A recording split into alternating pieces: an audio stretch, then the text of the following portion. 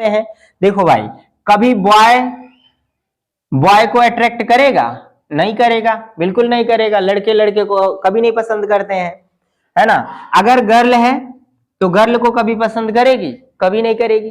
तो इन दोनों में क्या होगा? रिपल्सन होगा, प्रतिकर्षण होगा। लेकिन जैसे ही लड़का लड़की को या लड़की लड़के को देखती है, तुरंत ही उन दोनों में क्या होता है? आकर्षण होता है। नमस्कार, गुड इवनिंग, सत श्री अकाल। क्या हालचाल? सीधी बात नो बकवास में एक बार फिर से आप सभी प्यारे मित्रों का तहे दिल से स्वागत है।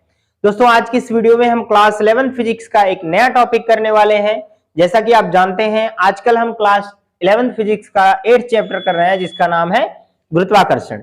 और इस वीडियो में हम बात करेंगे गुरुत्वाकर्षण तथा वैद्युत बल की तुलना, यानी गुरुत्वाकर्षण बल वैद्युत बल की तुलना में कितना ज्यादा होगा, कम होगा, कैसे होगा, ये सारी बातें हम डिटेल में समझेंगे इस वीडियो में।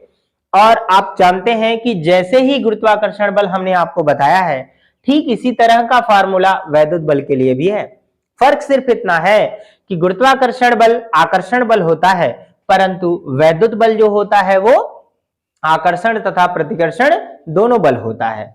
ठीक है, देखिए, गुरुत्वाकर्षण दो पिंडों के बीच लगता है, m1 और m2। ये दो पिंड हैं, इनके बीच लगेगा तो इनमें केवल आकर्षण बल लगता है। लेकिन ये पॉजिटिव और नेगेटिव चार्ज के बीच में लगते हैं।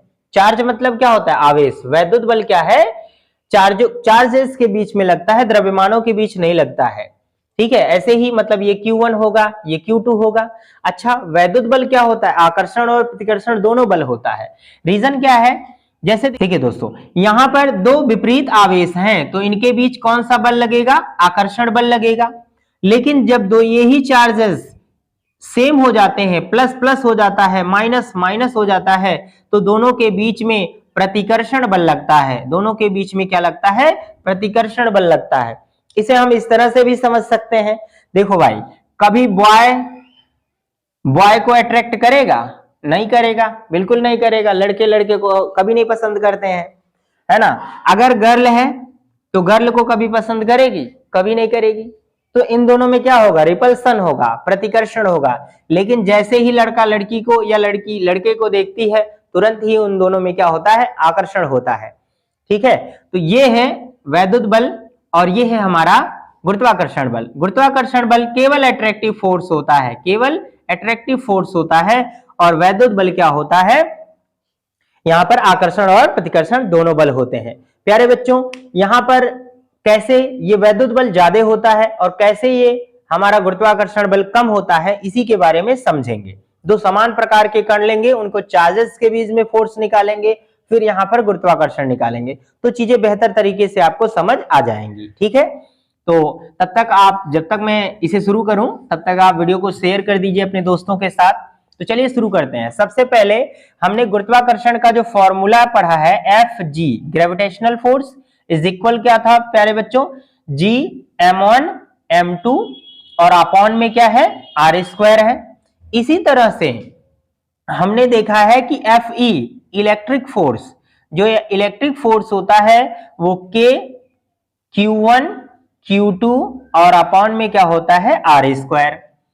तो अब अगर इन बलों को निकालें, दो पिंड ले लेते हैं हम, एक इलेक्ट्रॉन ले लेते हैं और एक यहां पर प्रोटॉन ले रहे हैं। इलेक्ट्रॉन पर ऋण आवेश होता है, प्रोटॉन पर धन आवेश होता है। ये केवल आवेशों की बात हो रही है। एक इलेक्ट्रॉन है, मैं इसको यहां पे ना लिख के इसमें अंदर लिख दूं, ये इलेक्ट्रॉन है और ये प्यारे बच्चों प्रोटॉन है।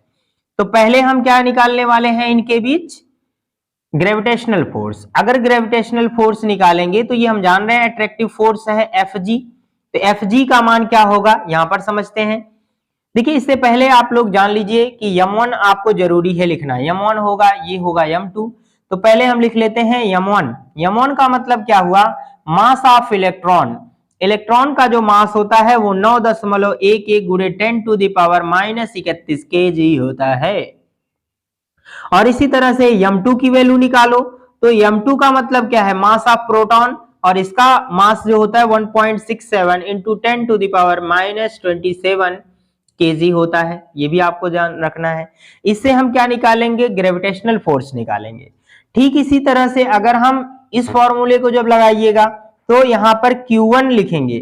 Q1 का मान क्या होगा? QE मतलब इलेक्ट्रॉन पर आवेश कितना होता है, -1.6 into 10 to the power minus यहाँ पर होता है 19 कूलॉम होता है, ये हम जानते हैं कूलॉम है। और इसी तरह से Q2 का मान मास चार्जेस ऑफ प्रोटॉन पर आवेश निकाल लेंगे, ये प्लस होता है पर मात्रा सेम होती है, into 10 to the power minus क्या हो जाएगा 19 कूलॉम हो जाएगा। अब इन दोनों की सहायता से हम एक बार क्या करेंगे, ग्रेविटेशनल फोर्स निकालेंगे और एक बार इलेक्ट्रिक फोर्स निकालेंगे। कैसे निकलेगा देखिए, सबसे पहले आप यहां पर लिख लीजिएगा Fg ग्रेविटेशनल फोर्स, हम जानते हैं यहां पर G है, G की वैल्यू हमें ऑलरेडी पता है प्यारे बच्चों 6.67 इंटू 10 टू द पावर -11 होता है, इंटू m1 की वैल्यू देखिए इलेक्ट्रॉन पर मास हमने लिखा है, ये हो जाएगा 9.11 इंटू 10 टू द पावर -31 और इंटू यहां पर क्या हो जाएगा, ये लिख लीजिए मास ऑफ m2 का मान, प्रोटॉन है 1.67 इंटू 10 टू द पावर, ये हमारा क्या है 27 केजी। हमने यहाँ पर दूरी नहीं लिखा है तो मान लेते हैं कि ये एक दूसरे से क्या है 1 मीटर की दूरी पर है, या फिर r मीटर ही हम मान लेते हैं, कोई दिक्कत नहीं है, जरूरी नहीं है कि वो चीजें लिखी जाए। तो हम यहाँ पर r² भी लिख लेते हैं क्योंकि सेम दूरी पर रहेंगे, ऐसे ही रखते हैं। इसी तरह से प्यारे बच्चों Fe का मान निकालेंगे, फोर्स ऑफ इलेक्ट्रिक फोर्स निकालेंगे, तो ये Q1 Q2 होना चाहिए। पर यहां पर देखो ये K लिया है, K का मान आपको याद नहीं होगा तो K का मान मैं बताता हूं कि क्लास 12th में पड़ेगा, ठीक है। तो यहां पर हो जाएगा 9.0 गुणे 10 के पावर 19 हो जाएगा, सॉरी 9 हो जाएगा, इंटू Q1 का मान हम देख रहे हैं 1.6 इंटू 10 टू द पावर -19 और दूसरे का भी मान है 1.6 इंटू 10 टू द पावर -19। बहुत से बच्चे सोच रहे होंगे कि सर आपने यहाँ पर माइनस और प्लस लगाया है तो उसको क्यों नहीं लिख रहे हैं, तो यहाँ पर प्यारे बच्चों ये केवल इसको ये डिनोट करने के लिए लिखा गया है कि ये माइनस होता है और ये पॉजिटिव होता है, इसको हमें यहाँ पर नहीं लिखनी है क्योंकि ये हम केवल क्वांटिटी यहाँ पर लिखेंगे। समझ में आया ना, चलिए यहाँ पर लिख लेते हैं, ये r² हो जाएगा, ठीक है। इसको मान लीजिए इक्वेशन नंबर फर्स्ट, इसको इक्वेशन नंबर सेकंड। तो इक्वेशन फर्स्ट सेकंड में हम क्या करेंगे, अगर यहाँ पे भाग दे दीजिए, है ना, जब भाग दीजिएगा Fg में Fe का तो क्या हो जाएगा, देखिए बराबर, जब भाग देंगे r से क्या होगा, r² कट जाएगा, इसमें कोई दिक्कत नहीं है। और इसको सॉल्व करिएगा, ठीक है, मैं पूरा बता रहा हूं, ये लगभग जो आंसर आएगा वो 10 के पावर -39 आएगा। कितना आएगा, 10 के पावर -39 आएगा, समझे।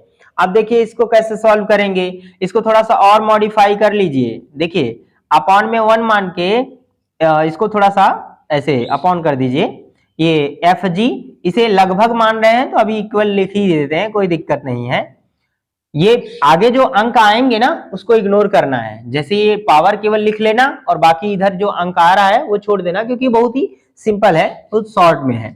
तो ये बराबर हमारा लगभग बराबर हो जाएगा किसके, यहाँ पर 1/10 के पावर 39 मान लीजिएगा, माइनस से नीचे जाएगा प्लस हो जाएगा, इसका गुणा इसमें कर दीजिएगा तो Fe इलेक्ट्रिक फोर्स लगभग बराबर हो जाएगा किसके, लगभग बराबर हो जाएगा, इसका गुणा इसमें करेंगे 10 के पावर 39, ठीक है, और ये हमारा कितना हो जाएगा Fg, ठीक है।